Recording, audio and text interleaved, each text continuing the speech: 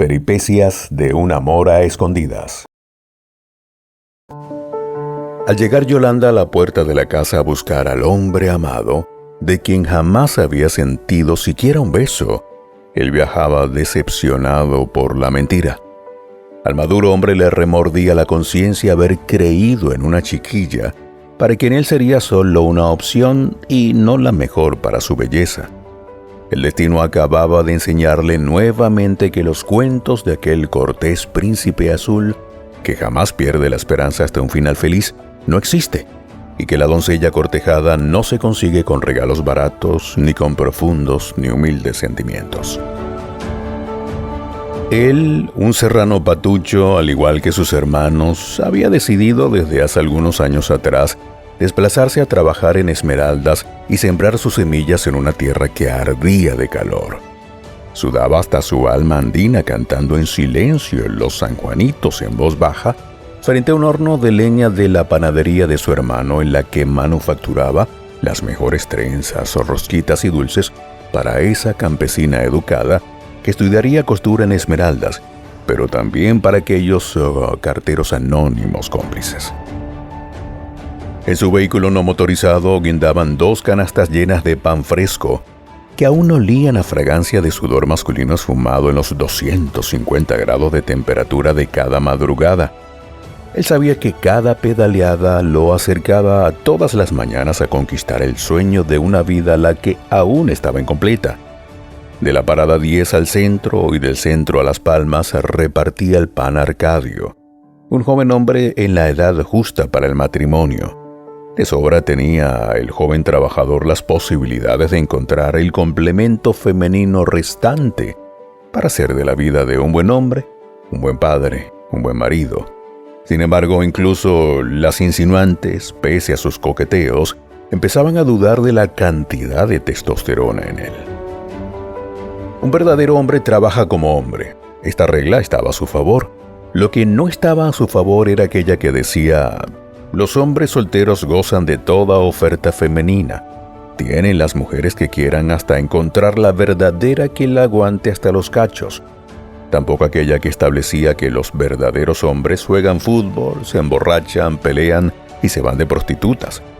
Pero para él nada podía ser tan vergonzoso como cumplir con aquellas reglas absurdas de su época, que al no cumplirlas le causaban hasta rechazo en los círculos de los verdaderos hombres populares.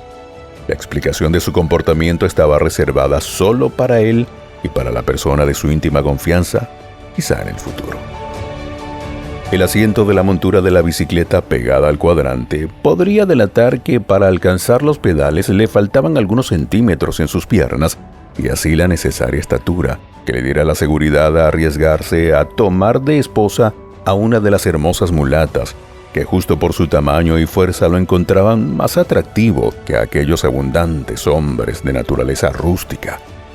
Al contrario, pedalear con la punta de los dedos en una bicicleta con sobremedida delataba su atractivo por la sobremedida misma de sus gustos femeninos.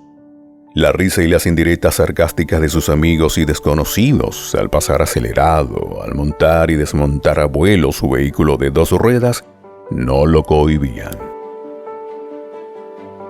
Sin que nadie lo supiera, aceleraba más hacia la casa de los Gómez, para cuya entrega de pedido reservaba unos minutos más por si hubiese mucho tumulto de clientes. Era allí donde había descubierto al diamante perfecto para su anillo familiar ideal. La solterona mayor de los Gómez esperaba siempre para atenderlo, aunque con el consentimiento no muy de acuerdo de sus padres, que ya tenían hace años el contrato pactado con una familia galarza de Quito. A ella le gustaban los serranos y él lo sabía. Pero su afán por reservar el pedido completo para esa tienda, habiendo o no escasez de harina o azúcar, era la mujer que había descubierto detrás de la pared que dividía el mostrador y la sala de estar. Enamorado de la hermosa mujer, hija de madre autóctona del sur de la provincia y de padre manaba de familia conservadora, le había pegado el ojo y desde la primera mirada inició a seguir sus pasos a escondidas. Ella ya se había dado cuenta y le gustó el juego. Su seriedad la impresionó, sus cortejos de cine, invitaciones y regalos especiales la enamoraron sin necesidad de un abrazo. Cuando Arcadio había llegado al lugar secreto pactado, sonaba a lo lejos solo los verdaderos dueños de la unión de Atacames de aquella época perdida. Uno que otro sonido de actividad humana le transmitían al jovencito la idea de no encontrarse solo en su planificado acto, que de llegar a ser descubierto podría costarle la vida en ese rincón provincial.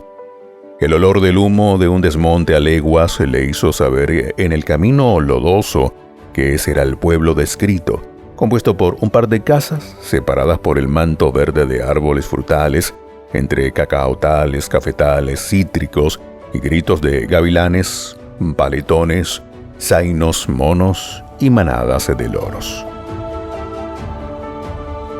Los llantos de un hombre que pretendía entonar una canción con una guitarra desafinada más allá del río los tranquilizó. Este era seguro uno de esos borrachos machos que aguantan no solo hasta que se duermen todos, ni hasta que sale el sol, sino seguro de esos que recoge hasta los conchos de los jarros babeados, de los que se dormían, pensaba el sano joven hombre citadino, de buena apariencia, alérgico al alcohol, enemigo del cigarrillo y de cualquier índole de droga. Aquel hombre cantante desafinado era para el foráneo la evidencia perfecta que la fiesta, tal como había sido informada, había tenido lugar desde la tarde del día anterior hasta antes de su llegada. Un sinnúmero de pájaros, familias completas de patos y una lavandera madre campesina observaba al forastero cara de serrano con porte de duende cruzar el río de la Unión como sin brújula, pero con una seguridad infinita de aproximarse a la finca de los Díaz. Lo vieron caminar río arriba, cruzar nuevamente por el puente de caña por la parte más seca de la curva. Lo observaron regresar medio mojado a las 4 casas cerca de la cancha, haciendo preguntas raras como protegiendo algún secreto, y nadie le podía ayudar mientras no delatara completamente el plan de su vida. El hombrecito tomó valor y sacó de su billetera la foto que ella le regalara aquel día en el que ella le prometiera escaparse con él en plena próspera fiesta de la Unión de Atacames. Las guirnaldas de papel extendidas en piola entre los árboles de mango, guayaba, postes provisorios y desde los puntales de las contadas casas de cade cercanas a la cancha se movían afligidas, húmedas por la brisa de la noche pasada, como queriendo darle ánimo al joven foráneo en su emprendimiento. Ellas, que habían sido manufacturadas en minga femenina a punta de goma, de muyuyo y tijera, una semana antes de la fecha festiva, habrían querido celebrar tan magnífico cuento de hadas y príncipes. Según los pueblerinos, la hermosa campesina había festejado junto a sus hermanas mayores en casa de los Gaspar. Ella era una de las hijas de don Sergio, quien, manteniendo las reglas de terratenientes y muchas tierras, había llegado desde el Aguacate pretendiendo intermediar un matrimonio entre ella y Jonás, al que ella rechazaría con toda vehemencia. Las esquivas y rechazos antes de que el bien vestido campesino se acabara el cuarto de aguardiente con sus amigos habían sido disimulados, pero fueron claros luego de que éste empezara a tambalear de exceso. La visita del planificador profesional capitalino estaba comprometiendo en esos momentos su propia vida, pero las posibles buenas referencias de sus familiares, llegadas desde la ciudad de Esmeraldas hasta esos rincones, a donde no se llegaba sino con seguridad a caballo, hizo que él llegara hasta la mismísima casa del posible y rechazado comprometido y preguntara por ella sin poder encontrarla.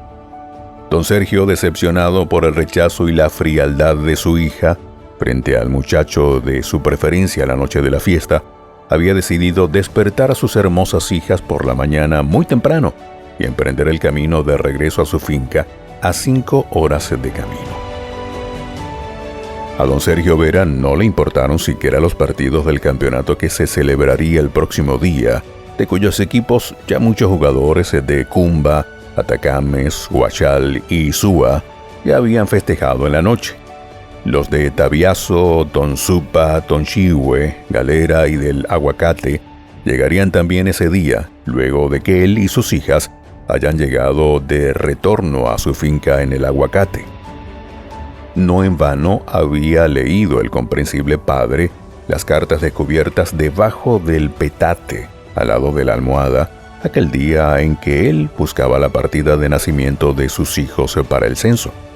Esta ilusión no era nada realista ni aceptable para él y debía tejer nuevas alternativas. ¿Había acaso ella herido el corazón del tan apreciado hombre por medio de la carta en la que ella le estableciera sus claras condiciones en cuanto al matrimonio? Ella se preguntaba también si el plan habría sido demasiado apresurado para él o si sus condiciones económicas no le habrían permitido conseguir todo en el corto tiempo. No se podía imaginar que todas aquellas promesas que ella había leído en las cartas del correo secreto fueran otro invento, mucho más que frustrara sus ilusiones de un matrimonio perfecto, como lo hacen las verdaderas damas de copete. Todo había salido mal. Regresar a casa le costaría una paliza, que según ella estaba bien merecida, por no escuchar lo que su padre supuestamente había aprendido en las grandes disputas regionales que habían costado y seguían costando sangre debido a un tan infundado refrán. Los serranos, cuando no la hacen a la entrada, la hacen a la salida. Pero ella aún no daba por perdido todo, y ese refrán ya era para su época música de analfabetos. El retorno no significaba una alternativa.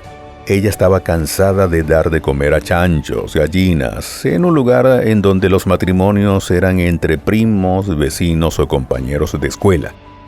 Al unirse a un hombre que, en lugar de tener su propia tierra en donde construir una familia independiente, la llevara a vivir a casa de suegros, era el peor castigo de Dios para su futuro.